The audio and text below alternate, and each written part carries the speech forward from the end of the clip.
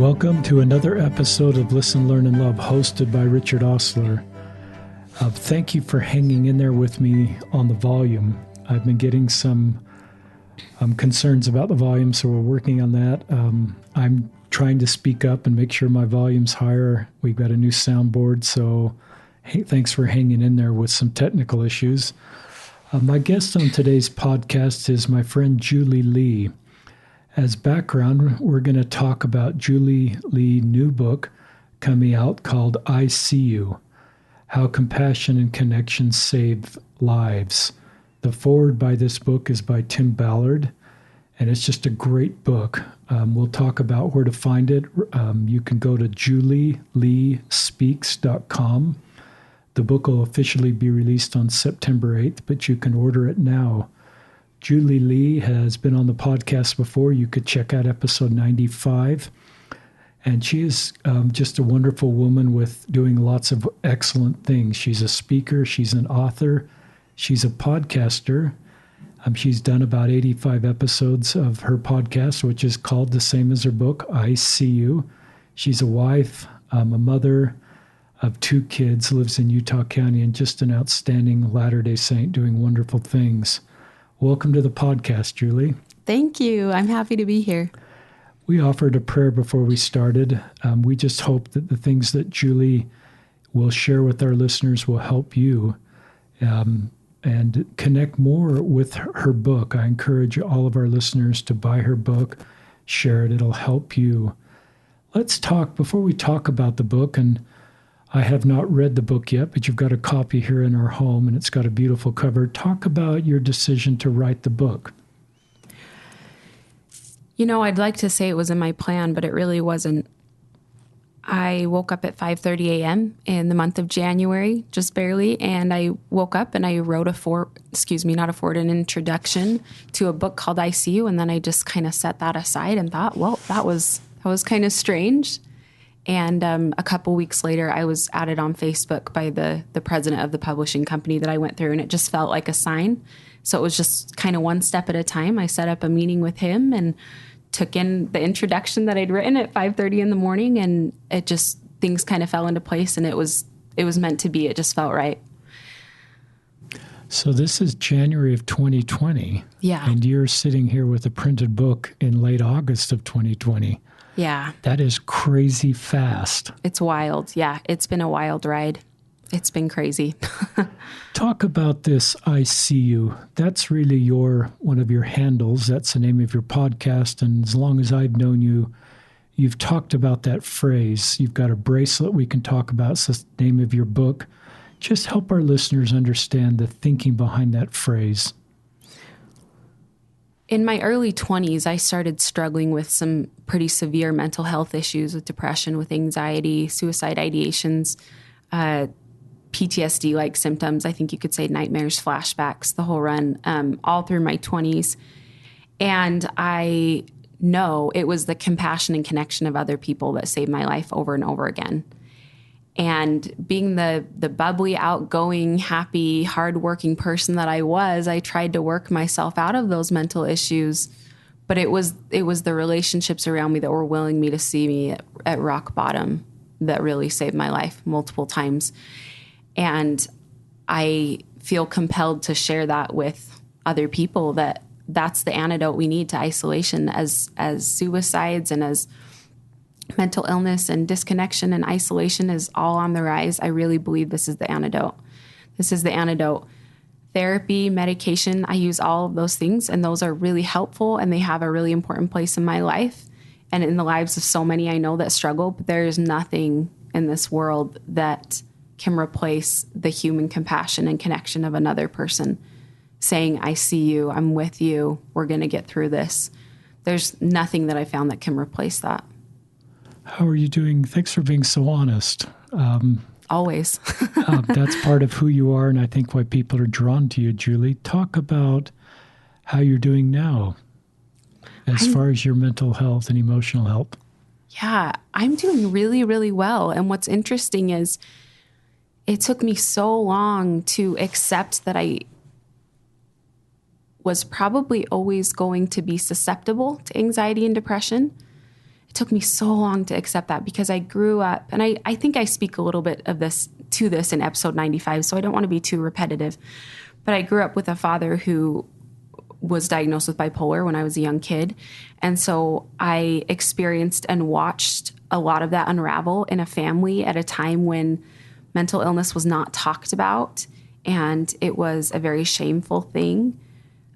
And so when I left that house, I loved my parents dearly, but I was also really excited to start a new chapter where, I never wanted to say the word depression again. So for that to happen to me was very, it felt like my personal hell. Like nothing worse could have happened in my life than for me to start struggling. So my first panic attack was when I was 21. And I'd get on medication and I'd get off as soon as I could, and I'd get in therapy and I'd get off. And then it wasn't until I got into a really good childhood trauma therapist when I was about 24 that I think I started experiencing some real healing. And once again, though, I was just so ready to have it behind me. And so I got off medication again. And it was when I was 27. In fact, the book is a self-help leadership book. And I do share some experiences in there of my own. I try not to make it too much of a memoir because that's just not what it's meant for. But the book does open with a scene from me when I'm 27 laying on the bathroom floor and begging to be healed. It was that year that I really came to understand that I was not going to be healed in the way that I had wanted to be, which was to avoid all of this completely, but that I was going to do it through Christ, and that I was going to use medication probably permanently, and that I was probably going to, have maintenance therapy probably permanently. And it wasn't until I did that I've experienced the kind of true peace and the complete reliance on the Savior that I have. And it's not a bad gig. It's not a bad gig. It's daily bread. I love that idea of daily bread, and I'm really happy and I'm really proud of my life. And that is the miracle that's come from all of this.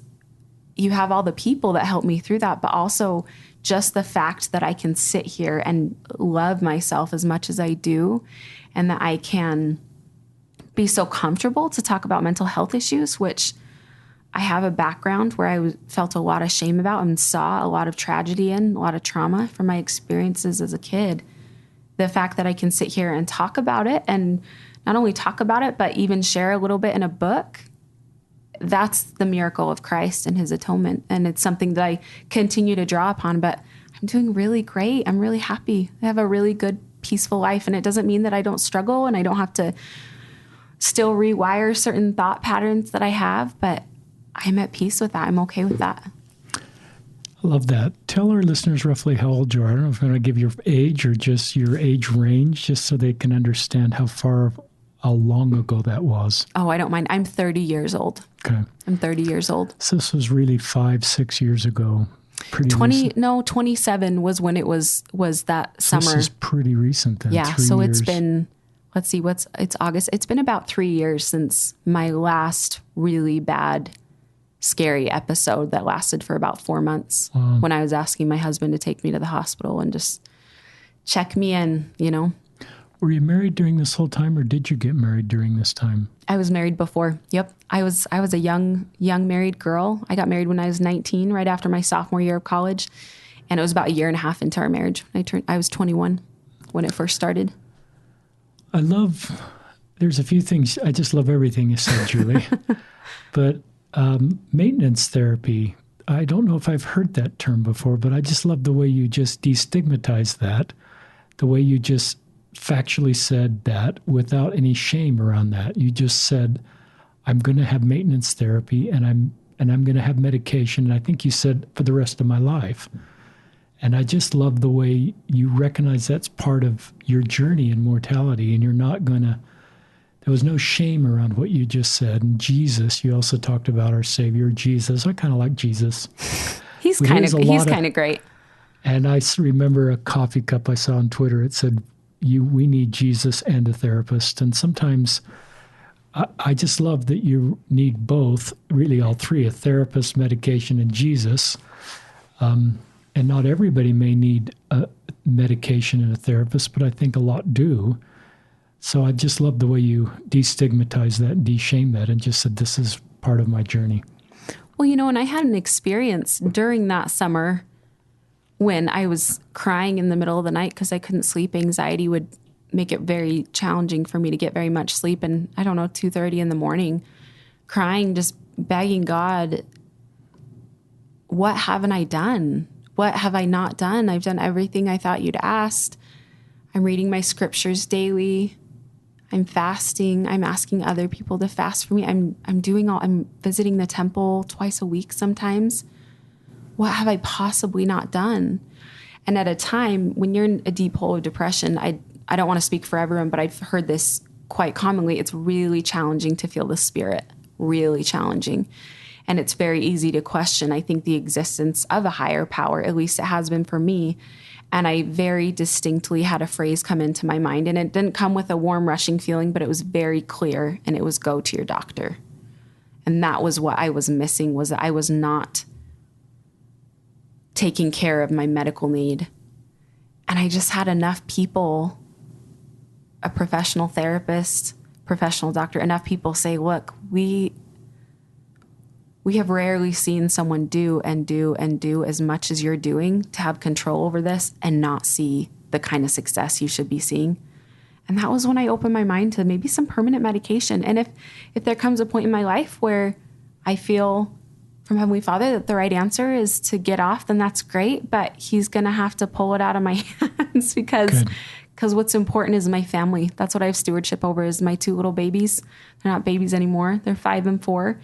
But, being in a place where I was looking at them and they were much littler, playing on the floor and feeling totally incapable to care for them, you're reminded what matters and what doesn't. I'm struck with, I'm remembering your podcast now and just others that have come on and all the things that are light bulb things that I've learned from listeners that have been on your road. But this idea that emotional health, or I don't know if to call it emotional or mental, you could help me coach me on the right vocabularies, but anyway, is not a spiritual weakness and doesn't get solved then through increased spiritual behavior and tools. Those are just 2 different things. And often, and then your point, we don't feel the Spirit sometimes. If there's missing chemicals in our brain or our body that I think are required at times to feel right, including feel the Spirit, if we think, well, I can't feel the Spirit, this must be a spiritual weakness. And so you become almost hyper-religious or hyper-spiritual in a way to correct what is actually an emotional illness or situation that needs to be corrected or dealt with. Corrected, I'm not sure that's the right word. With therapy and or medication, then you're on the path to healing. Any thoughts on that? Well, I've absolutely seen other people do that, and that's exactly what I did. And I've heard so many, especially LGBT brothers and sisters, talk about that, right? If they go on their mission, then they'll be straight when they come home. And that's just not how these things work. And I don't mean to say that mental health and sexual orientation are the same, but they're... Yeah, but neither are spiritual weakness. Right. So neither are that. Yes. And there's some really organic things about both of those things. And I would just drive that home that, you can have all the faith in the world and still not be cured from cancer. I don't think mental illness is any different. I think there are so many things that we can do to help our mental health. And like you said, some people, they don't need medication because there are behaviors and habits that they can create that is enough for what they need. But some of us, it just doesn't work that way. And we can spend our whole lives asking why. I still fall into that ditch every once in a while of, is it my biology?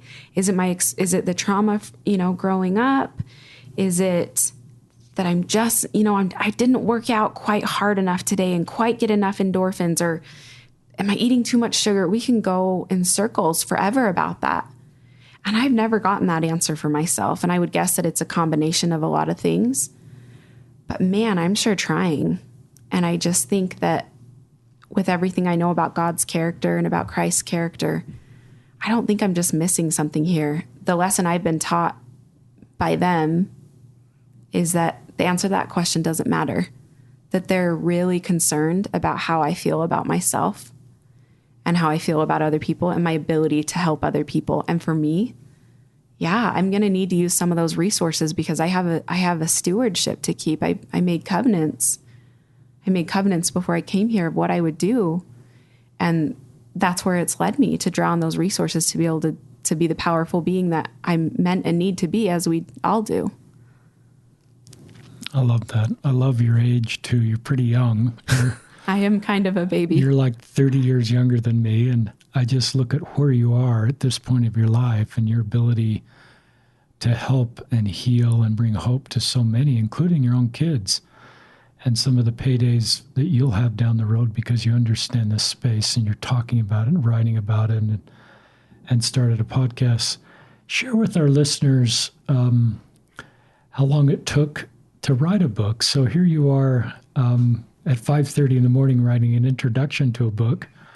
How long did it take to write it?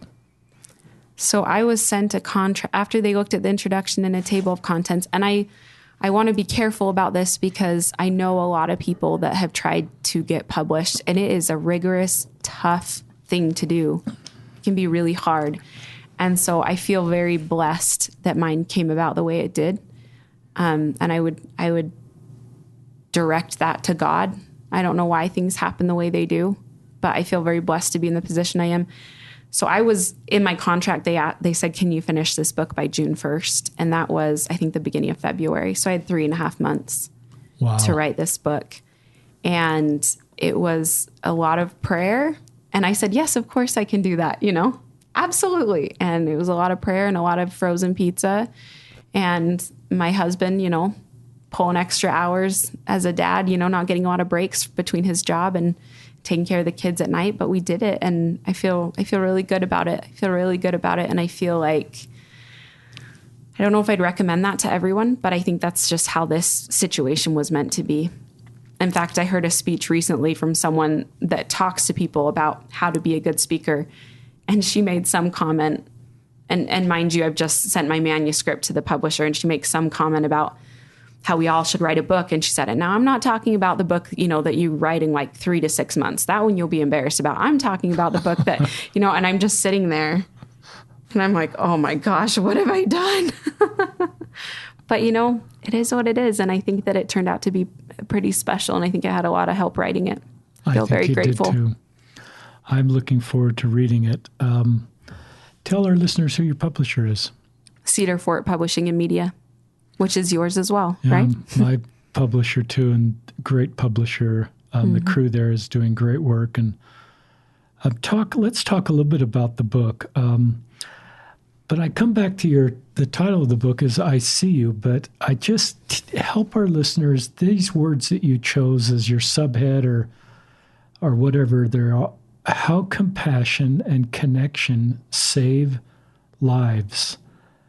Just talk about, because I assume that those words are very meaningful to you in your own personal stories you've referenced and very central to the book.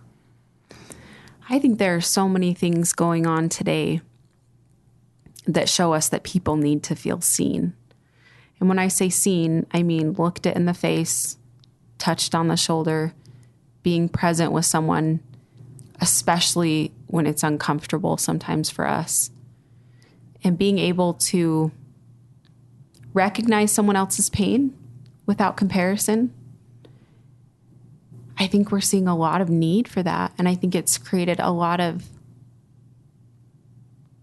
opportunities for us as a culture to really reach out and look at each other in the face as human beings and not as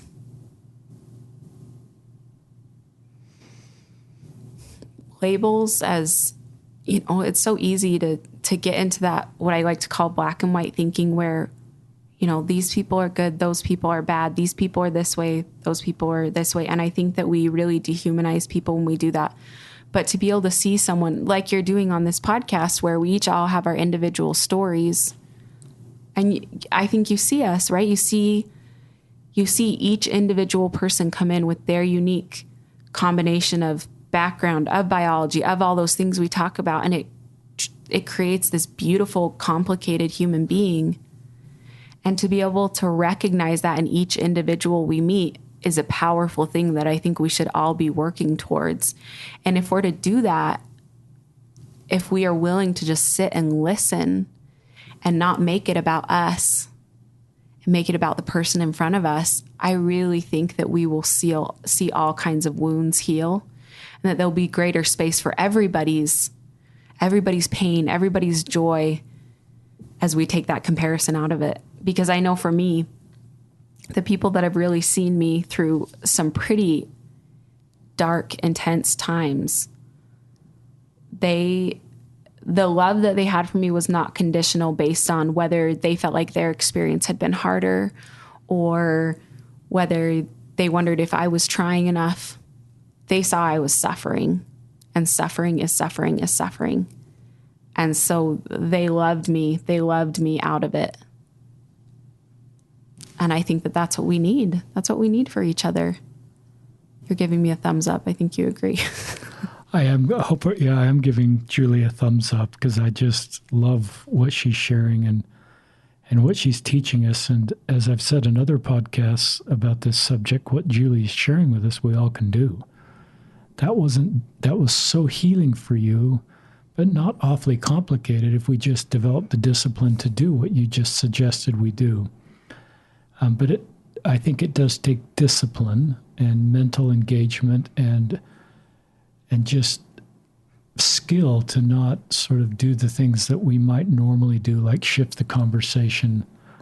I know when somebody recently told somebody else they had a dear loved one that had cancer and was kind of opening up with that pain, the person that I was aware of that took that conversation and then sort of opened the door to talk about the people in her family or his family that had cancer. And it was a missed opportunity to sort of stay with that person as she opened up or he opened up about this recent family diagnosis. And I do that at times where I pivot when someone brings up something, but it takes a little more discipline to not pivot. And you can eventually pivot, but I think you need to stay first with the person that needs you to be with them as they're processing something with you and trusting you.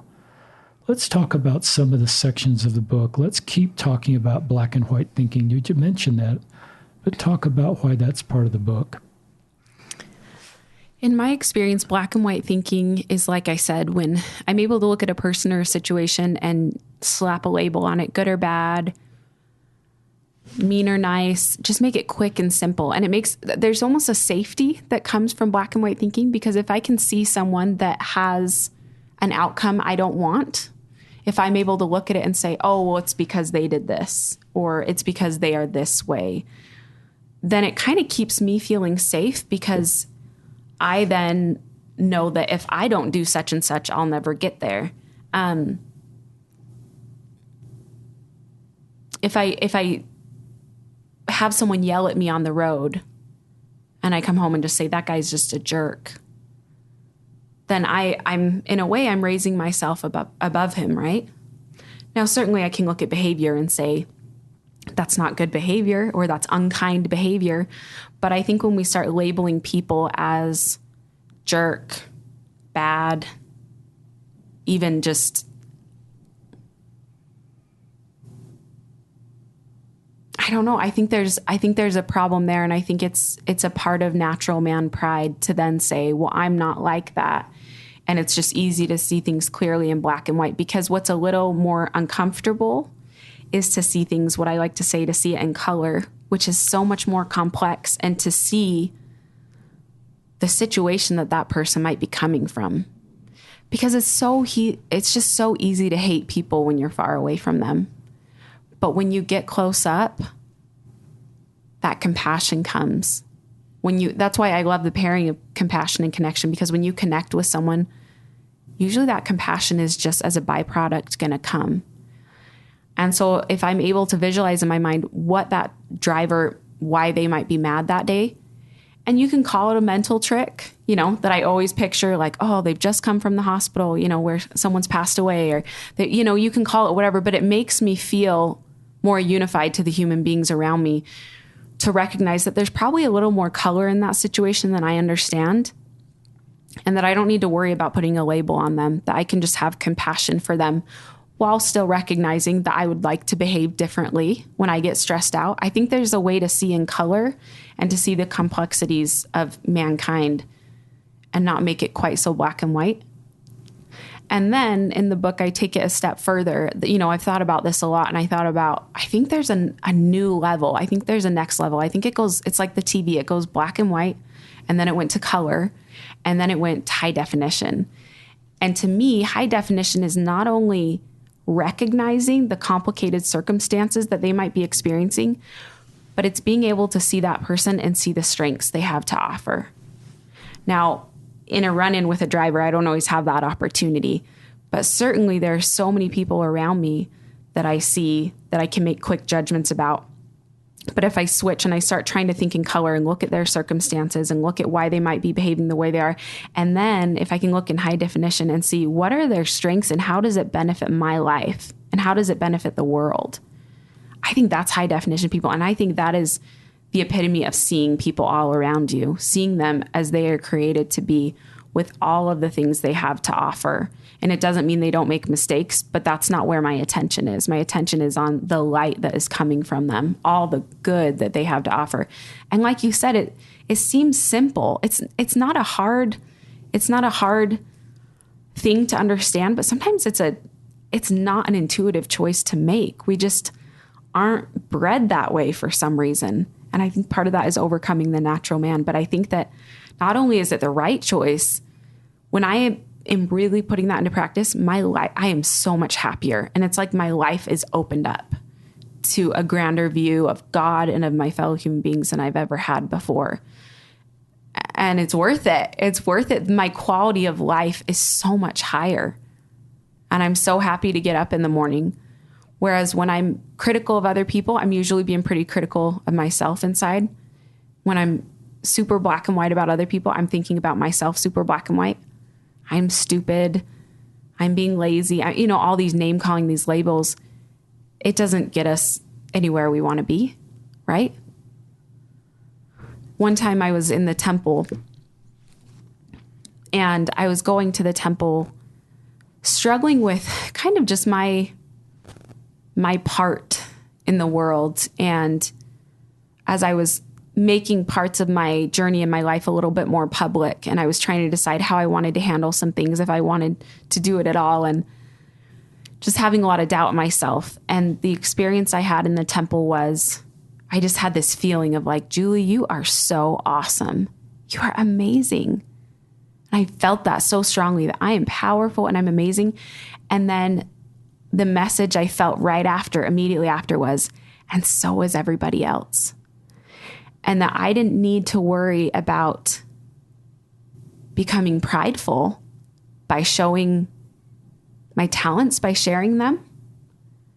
The problem comes when you start not noticing how amazing other people are, and that everybody has that ability and that mission to be incredible.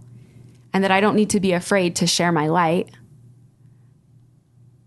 I just need to make sure that I'm always remembering and trying to amplify that in other people too, because we got to give each other permission to do that. I think sometimes we think it's noble to be hard on ourselves, and it's just not the case. I think that's one of Satan's biggest lies. I really love that segment. Are there things in Jesus's ministry that, or parables or stories in the Bible or the Book of Mormon that resonate with you, that are kind of in this area of not black and white thinking or seeing color or high definition?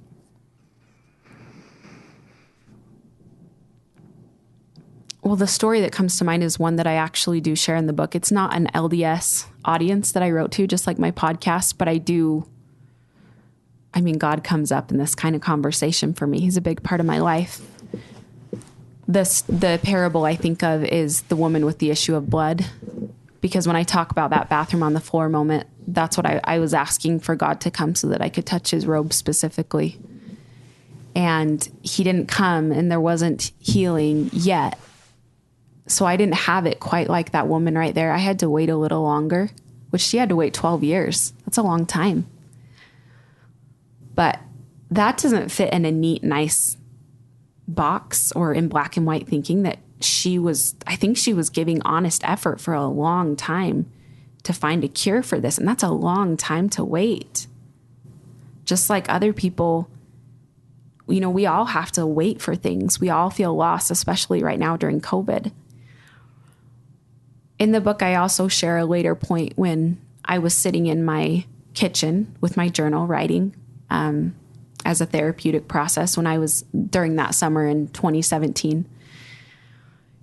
And because of my past experiences, I've been very careful to try to shield my kids from any of my suffering, even as little toddlers, because I know how that can affect their development.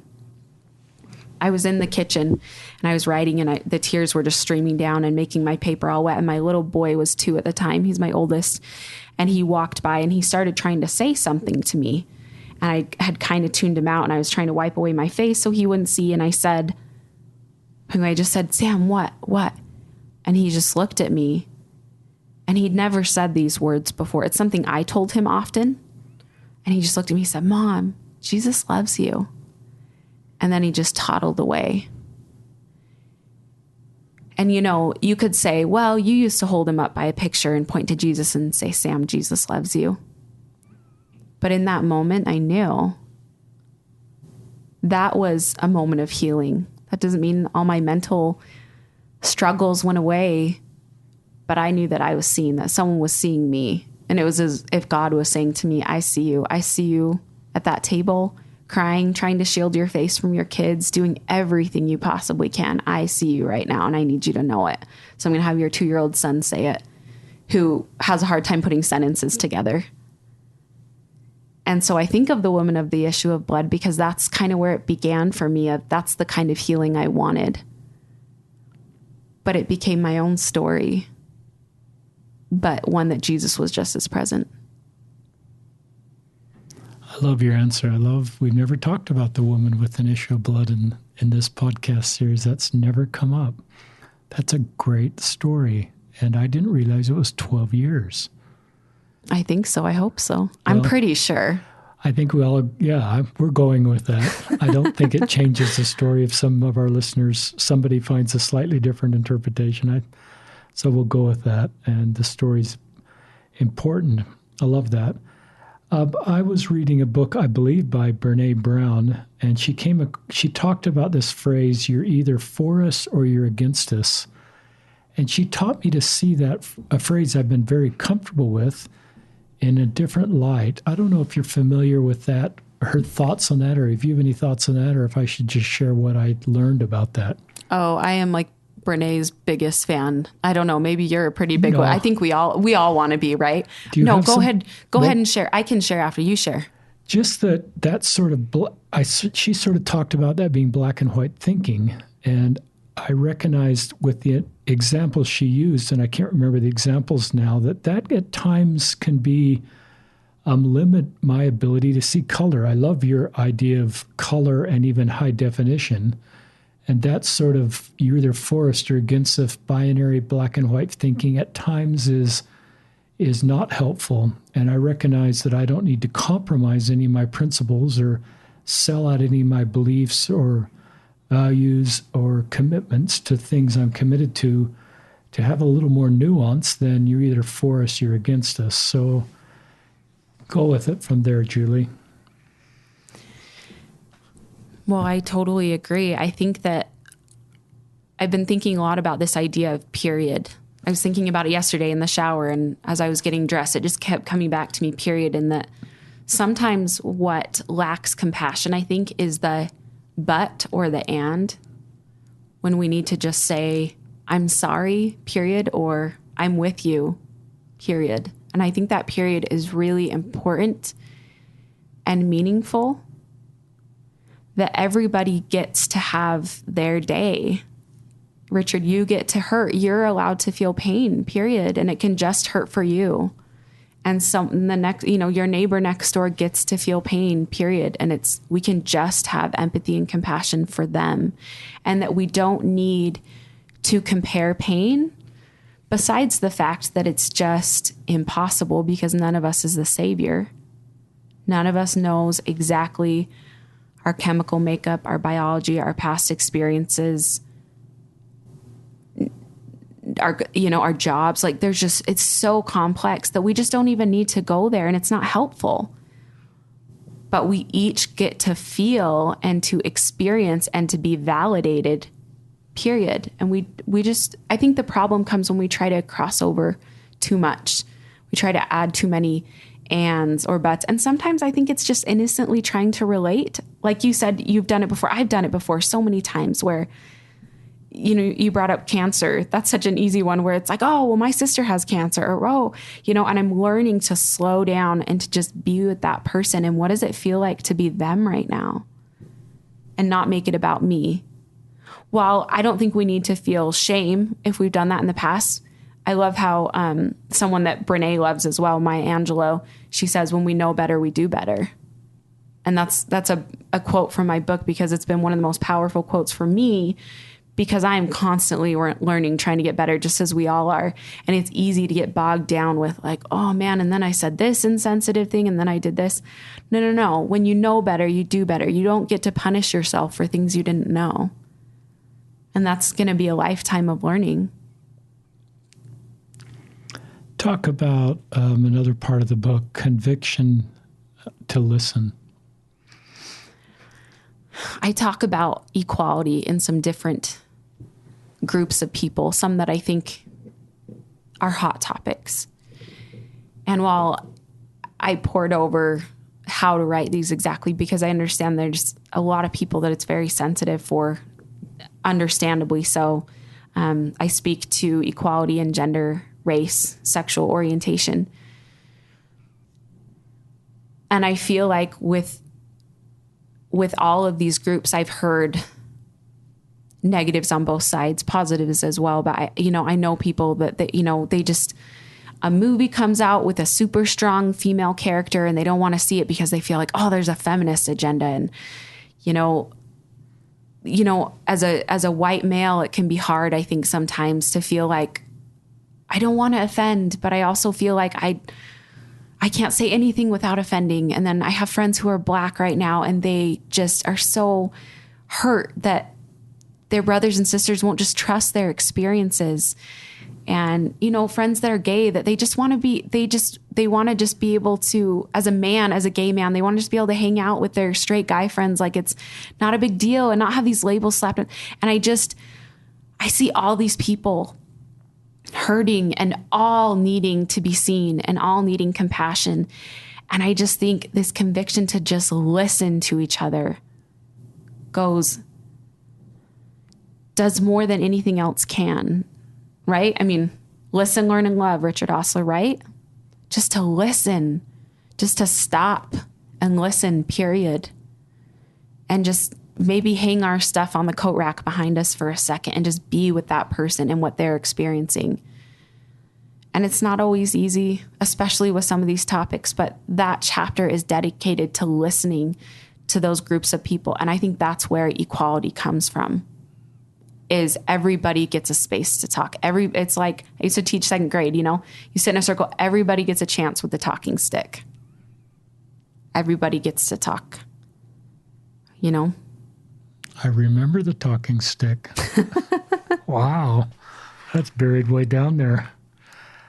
I really like that, Julie. I was rereading a section of my own book last night. That's kind of weird to go on Amazon Kindle and read your own book, but I did that the last couple of nights. And in chapter 7, I talk about listening, which is under the chapter of ministering to LGBTQ members. And it's exactly what you're sharing. And as I reread that, I remember I wrote some things like, I have never been to an LDS training meeting in my lifetime where I was ever taught how to listen. And my point is, I don't think it's an attribute that's very valued in our culture and taught how to do. And I call it one of the quieter attributes, or one of the quieter gifts. And there's public gifts like public speaking that's seen and valued in our culture and needed, but often and we can role model that because we can sit in a congregation and watch somebody give a great talk, or we can watch general conference. And so that attribute's role modeled and we can kind of see. But if you've actually got a really good listener that has that skill, it's difficult to watch that and role model it and develop within yourself. And if there's not training meetings for that and sort of role playing, it's a skill that I think it's part of Preach My Gospel. So we talk about it in the church. But that's why I'm glad you're writing about it, because I do believe that I remember I was rereading when I was called to be a YSA president, YSA bishop. My brother, who was a stake president at the time, said to me, he said, "You'll change more lives in the bishop's office than you will of the pulpit." And it was really good advice, and it was sort of talking about what's going to happen in these one-on-one conversations. And I learned that the more I served in that assignment, I've been released for 3 or 4 years now, the more I shifted those interviews to listening. I think, and I learned that often the very best thing I could do was listen. And the YSAs often knew without me suggesting what the right course of action was. They just need somebody to really sit with them and be engaged and listen. And at times then a priesthood blessing would make more sense because I had a better feeling of the totality of their situation, because I'd spent maybe in some cases multiple interviews to really get on their road and really understand. But anyway, I'm glad that's part of your book, because I think it's something that in our LDS culture, we probably need to do a better job on that. Maybe this is a little too cynical, I've labeled our classrooms at church sometimes the best answer club, where the 10% that kind of have the best answers do most of the talking in core meeting or Relief Society or Sunday school. And at times I need the best answer because those help me understand insights to the scriptures and how it can help me. But at times, the 90% that are kind of sitting there that might have a question but be too scared to ask, or share something real vulnerable, or just the ability to listen to a comment, often can go a long ways. And that seems to be sometimes a little out of balance. And maybe you can't do that in a 45-minute meeting anyway, and you need to do that in ministering visits or other one-on-one experiences. So I'm glad that's part of your book and part of your mission, because I think it's needed. And I don't want to be too hard on men, but I did write this in the book. I think men need more work on this attribute than women. That's been true of me, as I'm still working on this attribute, because I think we often just go into kind of fix-it verbal mode, and often the very best thing we can do is never actually get in that mode, and just sit with somebody in their story. More thoughts on that subject? Well, listening is something that I am working on every day. I'm one of those 10% that I just always have something to say. I don't know that it's a good answer, but I'm chatty. I always have a lot to say. It is okay. It is okay. But I'm learning the power and learning to listen more.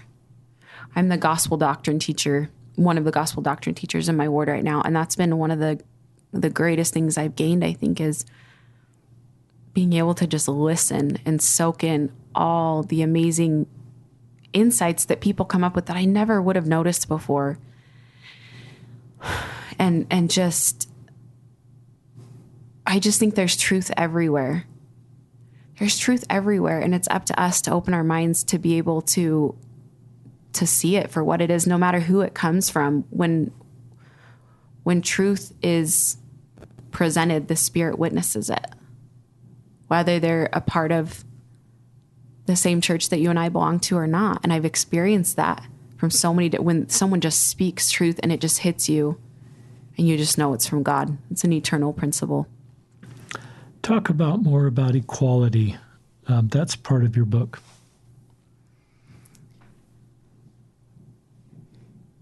I really think it comes back to listening. I have great compassion and understanding for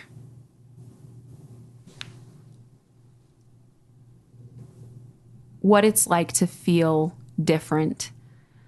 I can't say that I exactly understand what it's like to be blind or African American or a lesbian. I can't say that but I've suffered enough to know what it feels like to be different. And that's all I need to have compassion for any group that needs that. And better yet, within that group, each of those individuals. You know, as a female, I don't know if this is a soapbox, but we're doing it, Richard, we're doing it. So I talked about Captain Marvel earlier. That movie came out and I heard a lot of feelings about it, both good and bad, in the population of gender equality and the way that Captain Marvel was presented. And she was too harsh as a woman. And I just have to say, I was just so dang glad she was wearing clothes. And it was about her, she was smart and powerful. And I loved that. And I think that as far as gender is concerned, and I know that gender is a complex thing for a lot of your listeners. And so I'm going to talk from my limited view, but where gender is concerned, we just need to allow each other to have strengths. And I think there are problems with gender equality. I think that sometimes when we try to lift women up, we end up belittling men by some of the things we say. And I don't think that's okay either. And I think that we have come a really long way. And those women, man, that plowed through, those feminists in the beginning, they did incredible things. I think that racial equality, I think that we have a long way to go. I think we've come a long way too, but really what it is it's just to stop and listen to each other. And that's the equality. The equality doesn't mean we need to be the same and act the same and have the exact same roles. None of that. The equality is that we all have equal say at the table. We all get the talking stick. That's what equality means to me.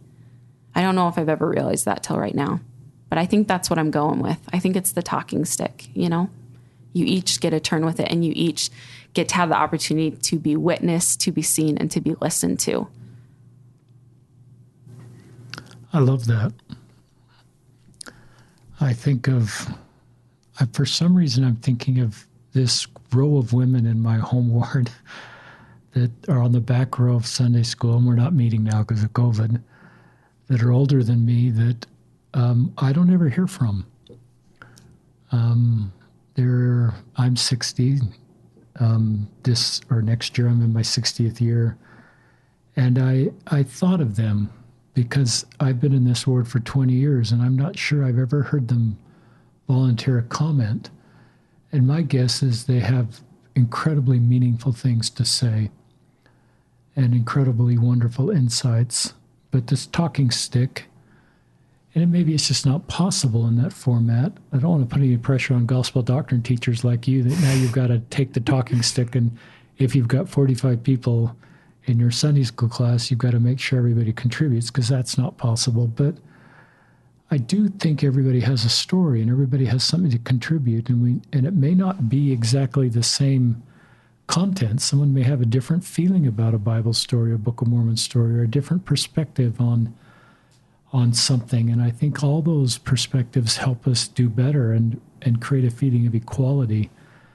I don't know what percent of the time in Sunday school men's voices are answering questions versus female voices. I don't know if I've ever tracked that in my mind, but I would guess more men would answer questions. I think sometimes past leadership gives men a platform in Sunday school where men and women are meeting, where perhaps based on leadership, we look towards current or prior male leaders to often lead the discussion, or their comments are more important or more valued. And I think everybody's comments are needed and everybody's questions are needed. Often it takes a little courage to ask a question on something one doesn't understand or see the same as everybody. So I think the power of equality that you're teaching and sharing, and that's just one example. There's lots of examples outside of just LDS church culture, family culture, also the work environment. There's so many places that this issue exists that we need to work on. And the answer most certainly isn't to belittle men, like what I just spoke to. I mean, I have a little boy. I want him to have strong male role models. We're not supposed to be louder than the other, no matter what's happened in the past. You know, we have some ugly chapters in our history, both with race, with sexual orientation, with gender. We have not always treated each other kindly. And there are things that still exist. I don't pretend like it's obviously not fixed, right? We're dealing with a lot of that today. But it's not to yell louder than the other. We each get to talk. We each get to talk. And I hope that my son will have strong male leaders that also get to talk, because they're powerful too. Their mission and their purpose is just as important as mine as a female. But we need each other. We need each other because we both have huge roles to play. And we get to decide what that looks like. And we decide that by listening to each other. I agree with that. And I think I'm reminded of my wife and I went to a stake conference, a YSA stake conference for our dear friends, Mike and Jane Metcalf, that were being sustained. He was being sustained as the YSA stake president about 3 years ago, and they both spoke. And I was impressed with Mike's talk, but I was equally impressed, probably, I don't know, more impressed, but with Jane Metcalf's talk. They live in our home ward and are still in that assignment because of what an incredibly strong woman she is. And the thought came to my mind, I actually thought of the young men in that YSA stake and how helpful it would be for them to have that kind of a role model woman. As I wish she had a better title than the YSA stake president's wife. That's another kind of cultural subject, but because she's an equal calling in many regards in that YSA stake. So I think sometimes that men need, it's really good for them to have strong role model women and men, and same with women, that help bring a balance and a perspective there. So I've just thought, and she has been done a great job in that stake, has been a great example in her own family. So I love, Sharon Eubank is another LDS woman leader that is somebody I deeply admire and role model, try to role model coming more like her and more like the Savior, as she helps me be more like the Savior as I listen to her ministry and the things she teaches. Any more thoughts on equality that you'd like to share with our listeners? No, I just think it comes back to, I hate to kick a dead horse, but just seeing each other, just getting in closer, having that compassion, connecting with each other. We're not so different. We have different experiences, but we're all children of God. The race isn't against each other. We're all headed towards the same place, and we know who wins. That's pretty powerful, what you just said. You just took that off the cuff, I don't know if you can repeat that word for word or just the same concept. Well, I think I stole a little bit out of a BYU address I heard once, but there was a talk given about comparison. Are you pulling it out? No. Okay, I thought you had it right there with you. I do have He's pulling out a paper. I do have something I might share. No, there was that talk about comparison. Oh, and the title's on the tip of my tongue, but man, it stuck with me. And he talked about the race is against sin. It's not against each other. And we know who wins in the end. It's all about staying in your lane. We all have these separate, you think of a runner. You run, don't you? Aren't you a runner? I do. I walk more than run, but yeah, yes. You once ran. Exactly. We're all in different lanes, and we're all headed towards the same destination. And just because someone's lane looks different than our, the more that we look over, it's like when I'm driving. If I'm not careful, especially when I was 16 and I'd look before I'd turn, I'd also turn my steering wheel that way and start running into the other person's lane. And it got me distracted from staying in my lane. And I think that's a problem. And we need to be focused on our own lane because we're all going to the same place. And so when we don't create safe spaces for equality to exist, for everyone to be able to hold that walking stick, sometimes I think it's because we're getting distracted and we're looking at maybe how helping someone else feel equal could negatively impact us, or how it could, I don't know, it's like we take it personally instead of just validating someone's pain, period, like we talked about. We feel this need to compare it to us. We don't need to do that. We can stay in our own lane and recognize the hurdles in someone else's. And we're all going to the same place. It's the end. We know the Savior wins. We know that we're all going to God. We know he wants every single last one of us. Whether, no matter how beaten and muddy and wherever he finds us, he wants all of us. We don't need to be concerned about trying to merge into other people's lanes where frankly we don't belong and we're not meant to be. I think of Christ's ministry where he, the miracle of feeding the multitudes. And one of the layers of that, I think it happened at least twice, is just that there's no scarcity of salvation or exaltation.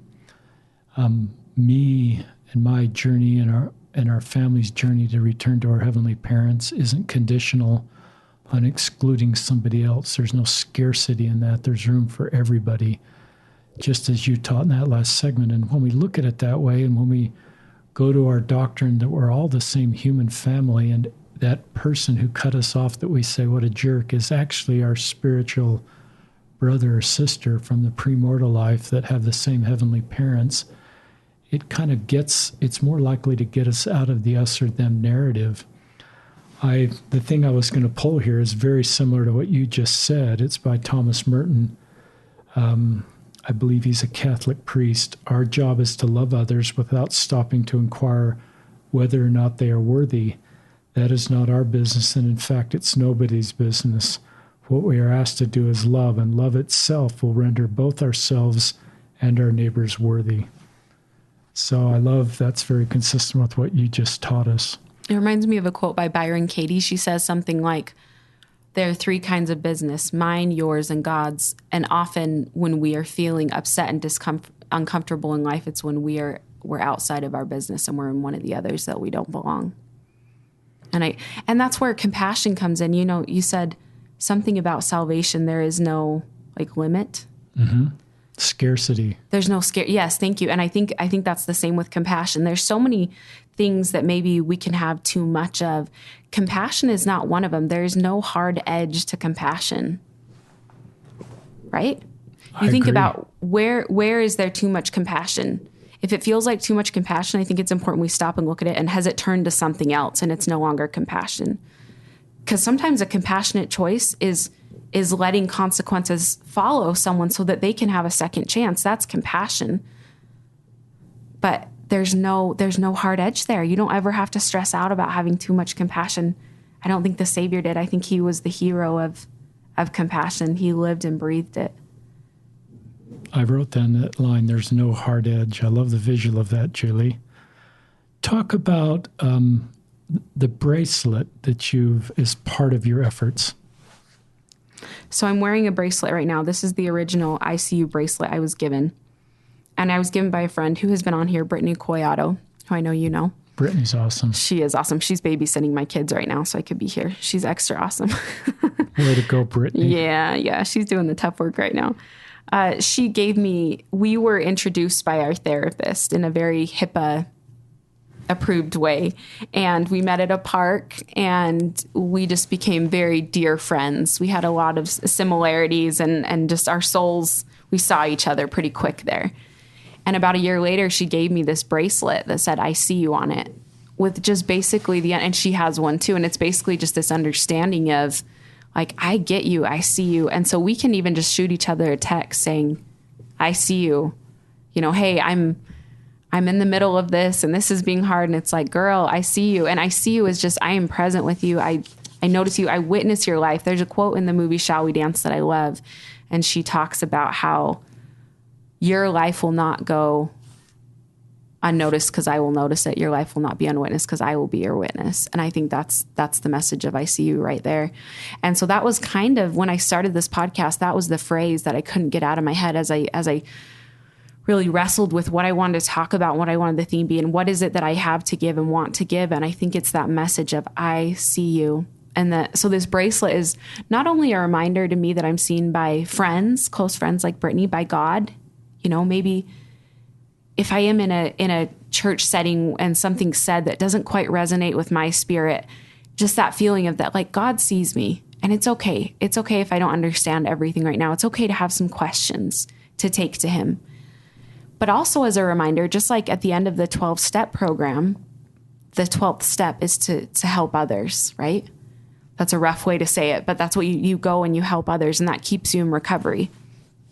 This is a reminder to me to do that for other people, what I needed, the things that say, make sure I am seeing the checker at Walmart and the person at the post office and the kid across the street, that I'm remembering that's my duty, that's my calling.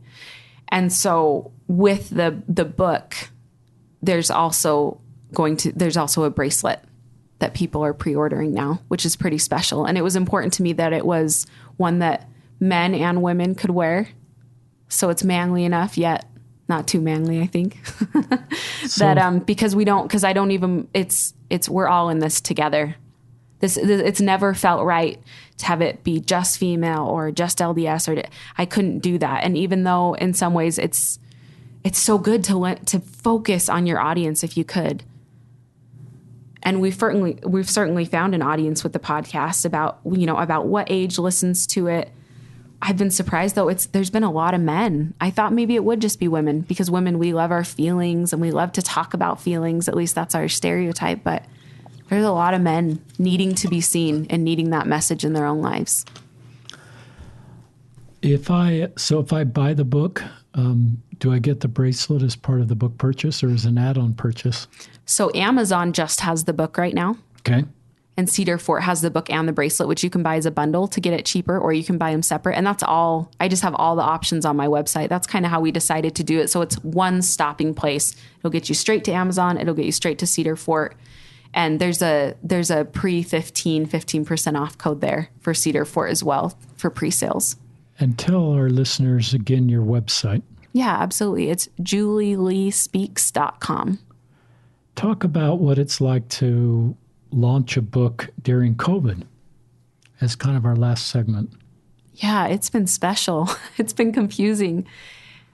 If so many things in my life have not turned out how I would have expected, and I think a lot of people feel that way. I know I'm not alone in that.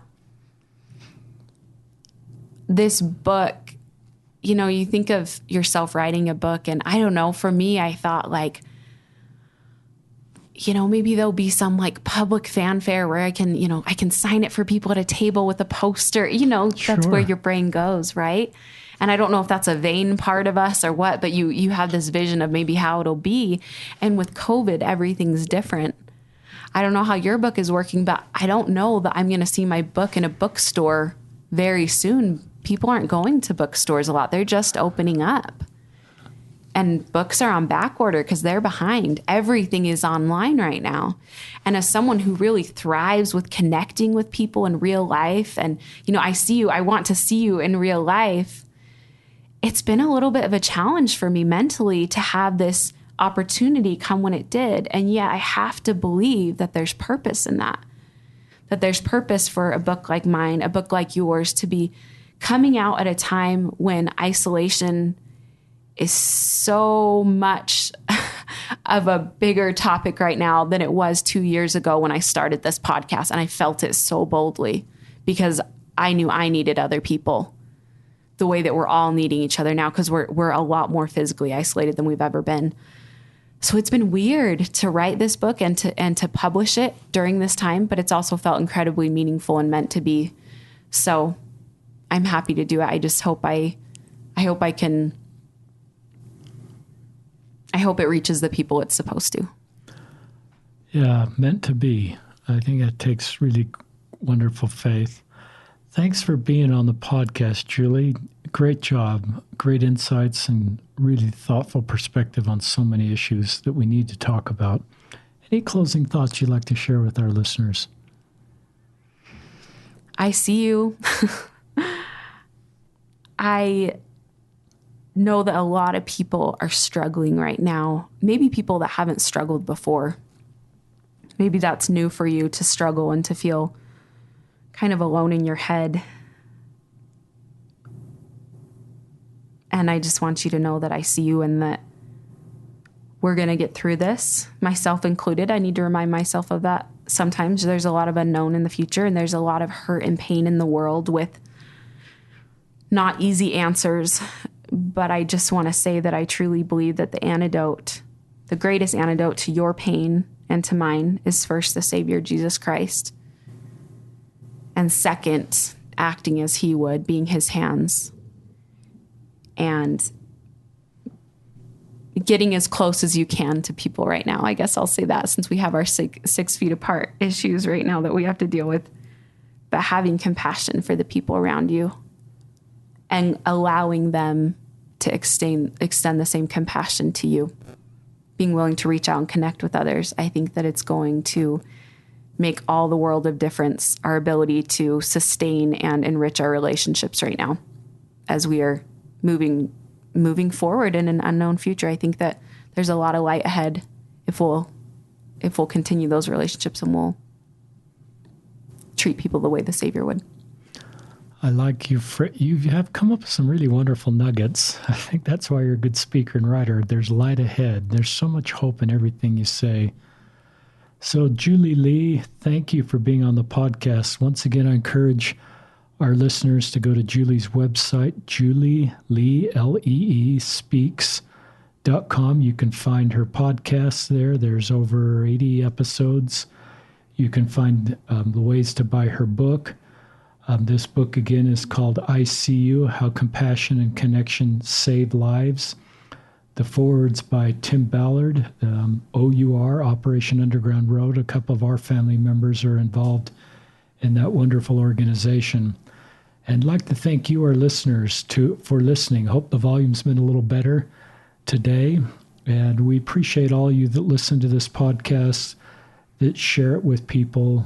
It's really you, our listeners, and these guests that vulnerably come on and share their stories that make the podcast go. So this is Richard Osler, your host, signing off on another episode of Listen, Learn, and Love.